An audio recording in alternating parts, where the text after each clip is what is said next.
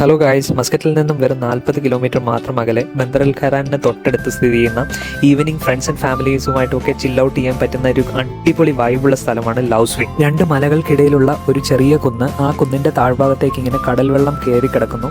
അതുപോലെ തന്നെ ആ കുന്നിന്റെ മുകളിലുള്ള ഒരു ചെറിയ കുടിലും 2 ചെറിയ ഊഞ്ഞാലുകളും, ഇതാണ് ഇവിടുത്തെ മെയിൻ അട്രാക്ഷൻ എന്ന് പറയുന്നത്. അപ്പോൾ ആ കുന്നിന്റെ മുകളിലിരുന്ന് കടൽക്കാറ്റൊക്കെ ഏറ്റ് ആ ഊഞ്ഞാലാടുമ്പോഴുള്ള ആ ഒരു വൈബ് എന്ന് പറയുന്നത് ഒരു അടിപൊളി അനുഭവം തന്നെയാണ്. നമ്മൾ ഈവനിങ് ഒരു 4:30-5 o'clock ഒക്കെ അവിടെ എത്താൻ പറ്റിയിട്ടുണ്ടെങ്കിൽ നമുക്ക് നല്ല രീതിയിൽ നല്ല ഫോട്ടോസും വീഡിയോസും ഒക്കെ അവിടുന്ന് ക്യാപ്ചർ ചെയ്യാൻ വേണ്ടിയിട്ട് പറ്റും. മൊത്തത്തിൽ ഒരു പ്രണയാതുരമായ അന്തരീക്ഷമാണ് ഇവിടെ.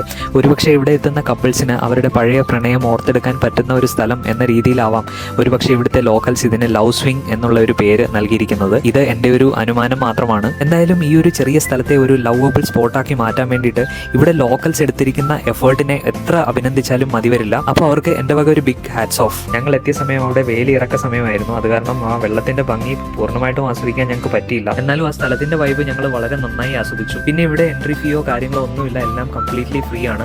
അതുപോലെ തന്നെ ഇവിടെ കുറേ അധികം ആക്ടിവിറ്റീസ് നമ്മൾ ചെയ്യാൻ വേണ്ടിയിട്ട് പറ്റും.